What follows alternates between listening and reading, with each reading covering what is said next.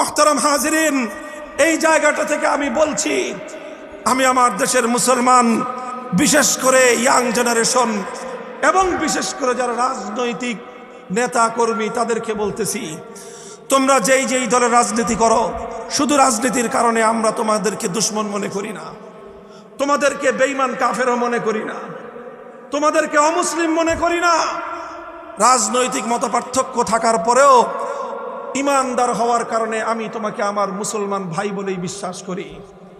আর সেই দায়িত্ববোধ থেকে তোমাকে বলছি, অনেক সময়ই দেখা যায় রাজনৈতিক নেতারা বা রাজনৈতিক দলগুলো এমন এমন পদক্ষেপ গ্রহণ করে যেটা সুস্পষ্টত ইসলাম বিরোধী, যেটা সুস্পষ্ট কোরআন সুন্নাহর বিরুদ্ধে পদক্ষেপ।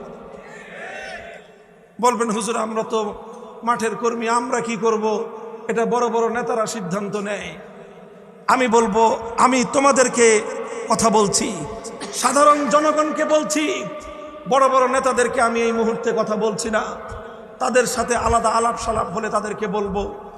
তোমাদেরকে যে কথাটা বলি, হে মুসলমান, মনে রেখো, যখন তোমার দল অথবা তোমার নেতা তোমাকে এমন কোন পথে আহ্বান করবেন যে পথ ইসলামের সাথে সাংঘর্ষিক, যে পথ, যে কথা আল্লাহর কোরআন এবং নবীর সুন্নাহর সঙ্গে সাংঘর্ষিক, তখন হলো তোমার ঈমানের পরীক্ষার সময়। তখন তোমাকে পরীক্ষা দিতে হবে, তোমার কাছে তোমার ঈমান বড় না তোমার রাজনীতি বড়। তখন তোমাকে পরীক্ষা দিতে হবে, তোমার কাছে আল্লাহ রাসূলের কথার গুরুত্ব বেশি না তোমার নেতা নেত্রীর কথার গুরুত্ব বেশি। কথা পরিষ্কার। তখন যদি তুমি মনে করো যে নেতা নেত্রীর কথা মানতে গিয়ে, দলের নির্দেশ মানতে গিয়ে কোরআনের বিরুদ্ধে যেতে হয় আমি যাব, ইসলামের বিপক্ষে যেতে হয় আমি যাব, তাহলে তুমি মনে রেখো, তুমি আর কিছু হলেও রাজনৈতিক বড় নেতার কর্মী হলেও ইমানদার হতে পারো না।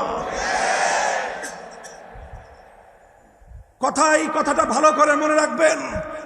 সেই সঙ্গে আরেকটা কথা মনে রাখবেন, যুগের সকল আলেম সমাজ যখন কোনো একটা বিষয়ে একমত হয়ে যায়, কি বললাম বলেন তো? সকল আলেম সমাজ যখন কোনো একটা বিষয়ে একমত হয়ে যায়, এক কথা বলে, তখন সেটাকে ইসলামী শরীয়তের পরিভাষায় বলা হয় ইজমা। কি বলা হয়? আমরা শুনেছি ইসলামের 4 মূলনীতি, কোরআন, সুন্নাহ, ইজমা, কিয়াস। এটা হলো সেই ইজমা। অর্থাৎ সকল আলেম যখন এক বিষয়ে একটাই কথা বলে, সেই ক্ষেত্রে এটা ইজমা। হ্যাঁ, অনেক বিষয় আছে খোদ আলেমদের মধ্যেই ভিন্ন ভিন্ন মত, সেটার ক্ষেত্রে তুমি কোন আলেমের মতামত অনুসরণ করবা সেটা তুমি চিন্তা করো, সেটা নিয়ে আমি আজকে আলাপ করতেছি না। আমার আজকের আলোচ্য বিষয়, যেই বিষয়ে যুগের সমস্ত আলেম একমত, সেটার নাম হলো ইজমা। যেই বিষয়ে আলেমদের ইজমা প্রতিষ্ঠিত হয়, ঐক্যমত প্রতিষ্ঠিত হয় কোরআন সুন্নাহর স্পষ্ট ঘোষণা অনুযায়ী, সেটা শুধু আলেমদের বক্তব্য থাকে না, সেটাই হয়ে যায় ইসলামের কথা, সেটাই হয়ে যায় আল্লাহর ফয়সালা।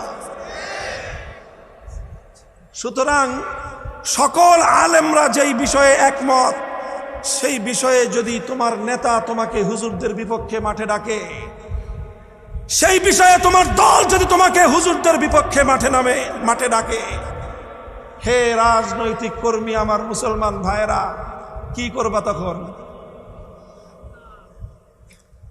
আমি একটু সহজ করে দেই।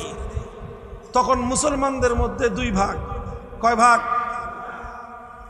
এক ভাগ হলো যারা শক্তিশালী মুসলমান, শক্তিশালী ইমানদার। আরেক ভাগ হলো যারা দুর্বল ইমানদার।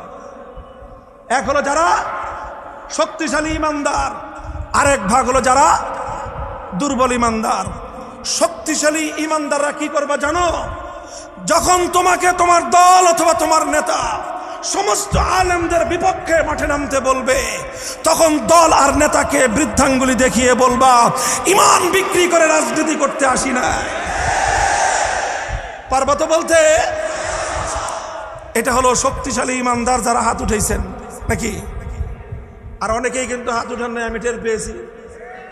চিন্তা করতেছে, হাত যদি উঠাই তাহলে তো আবার বৃদ্ধাঙ্গুলি দেখাইতে হবে, তো তাদের জন্য, যারা দুর্বল ইমানদার, তাদের জন্য বলি, তখন তো আপনি চিন্তা করবেন যে এখন যদি আলেম ওলামাদের বিপক্ষে, ইজমায়ে উম্মতের বিপক্ষে মাঠে নামি ইমান যায়, যদি দলের বিপক্ষে নামি রাজনৈতিক পদ যায়, কথা ঠিক? উভয় সংকটে পড়লেন। এখন আপনি কি করবেন? যেহেতু আপনি দুর্বল ইমানদার, কাজে এই কারণে রাজনৈতিক পদও ছাড়তে মনে চায় না। আবার যেহেতু ইমানদার, ইমানটাও ছাড়তে মনে চায় না। তা আপনার জন্য একটা কৌশল আমি বলে দিয়ে যাই। তখন পরিষ্কার নেতাকে বলে দিবেন যে নেতা, পেটে ব্যথা। কি বলবেন? অথবা বলবেন মাথায় ব্যথা, প্রচন্ড জন্মের মতো মাথায় ব্যথা, আমার 1 সপ্তাহ বেড রেস্টে থাকা জরুরি। এই সময় আমার পক্ষে রাস্তায় বের হওয়া কোনোভাবেই সম্ভব না। নেতা বলেন আমার জীবনের দাম আছে কিনা নাই? নেতা বলবে ঠিক আছে, তোমার যেহেতু পেটে ব্যথা, তোমার যেহেতু মাথায় ব্যথা, তাহলে তুই আজকে আসিস না, কিন্তু আমরা করে ফেলি। কথা পরিষ্কার? কেউ প্রশ্ন করতে পারেন যে হুজুর আমার তো আসলে মাথা ব্যথা নাই, আমার তো মাথা ব্যথা নাই, আপনি আমাকে মাথা ব্যথার মিথ্যা কথা শিখিয়ে দিতেছেন কেন? আমি বলবো এই সময়ে ঈমান রক্ষা করার জন্য এই মিথ্যা কথাটুকু বলার অনুমতি আল্লাহর কোরআন দিয়েছে। এটা ইব্রাহিমী সুন্নত। তখন মিথ্যার আশ্রয় নিয়ে হলেও ঈমান বাঁচাতে হবে, মিথ্যার আশ্রয় নিয়ে হলেও মূর্তির পক্ষে মাঠে নামা যাবে না। কথার মধ্যে কোনো পেশাল আছে? অস্পষ্টতা আছে? পরিষ্কার কথা। পেটে ব্যথা বলেন আর মাথা ব্যথা বলেন, যাই বলেন, আর বেটা তোমার মাথা ব্যথা নাই মানে কেন? তোমার ঈমান যখন আশঙ্কার মুখে, তোমার দল যখন তোমাকে ঈমানের বিপক্ষে মাঠে ডাকছে, দেশের মধ্যে যখন ঈমানের বিরুদ্ধে ষড়যন্ত্র হচ্ছে, তখনও তোমার মাথা ব্যথা নাই, তুমি কেমন ঈমানদার? তাহলে মাথা ব্যথা থাকা উচিত কি উচিত না? দল ডাকে ঈমানের বিরুদ্ধে, নেতা ডাক দেয় আলেমদের বিরুদ্ধে, তখনও যদি তোমার মাথা ব্যথা না থাকে, তাহলে বুঝতে হবে তোমার ঈমানই নাই। তাহলে দুর্বল ঈমানদাররা কি বলবেন? কি বলবেন? ইন্নী সাকিম, আমি মারাত্মক অসুস্থ, এই সময়ে আমার রাস্তায় নামার কোনো সুযোগ নাই। আর যদি সেই কথা বলারও সাহস না রাখেন, মোবাইল বন্ধ করে দিয়ে কক্সবাজার চলে যাবেন ঘুরতে। এই ঘোরা জায়েজ। ঈমান হেফাজত করার জন্য কক্সবাজার চলে যাবেন, বান্দরবান চলে যাবেন। দেশে থাকতে সমস্যা হলে চলে যান ইন্ডিয়ায়। এখন ইন্ডিয়ায় যাওয়া তো সমস্যা নাই। দার্জিলিং ঘুরে আসেন, কাশ্মীর ঘুরে আসেন, তাজমহল দেখে আসেন। এই সুযোগে ঈমানও বাঁচবে, তাজমহলও দেখা হয়ে যাবে। আল্লাহ পাক বুঝবার তৌফিক দান করেন। মুহতারাম হাজিরিন, কথাটা আমি হাসতে হাসতে বললাম, কথাটা হাসতে হাসতে বললাম, এবং এই কথাটা কত জটিল কথা, এবং এই কথাটা কোন পর্যন্ত গিয়ে পৌঁছে সব অনুভূতি আমার আছে। এরপরে আমি কেন বললাম? আমি এ কথা না বললেও পারতাম। আমার ওয়াজ অলরেডি 1.5 ঘন্টা প্রায় হয়ে গেছে। আমি এর আগেই শেষ করে দিলে আপনারা কেউ আমার প্রতি অসন্তুষ্ট হইতেন না। এরপরে এই কথাটা কেন বললাম?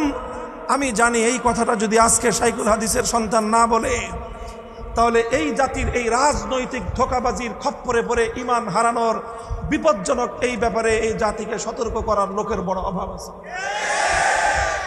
বলে দিলাম, বলে দিলাম, আওয়ামী লীগ করবেন না বিএনপি করবেন আপনার সিদ্ধান্তের বিষয়, কিন্তু খবরদার ঈমান বিক্রি করে রাজনীতি করবেন না, রাজনীতি করবেন না।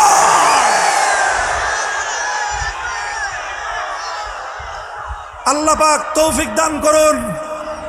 আল্লাহর জন্য কয় কাজ? কয় কাজ? আহাব্বালিল্লাহ, ভালোবাসা কার জন্য? শত্রুতা কার জন্য? কাউকে কোনো কিছু দিবেন কার জন্য? কাউকে কোনো কিছু দেওয়া থেকে বিরত থাকবেন কার জন্য? 4 কাজ করবেন, ঈমান কামেল হবে, খাঁটি ঈমানদার হয়ে আল্লাহ পাকের দরবারে হাজির হওয়ার তৌফিক দান করুন। ওয়া আখিরু দাওয়ানা আলহামদুলিল্লাহি রাব্বিল আলামিন। আসসালামু আলাইকুম ওয়া রাহমাতুল্লাহ।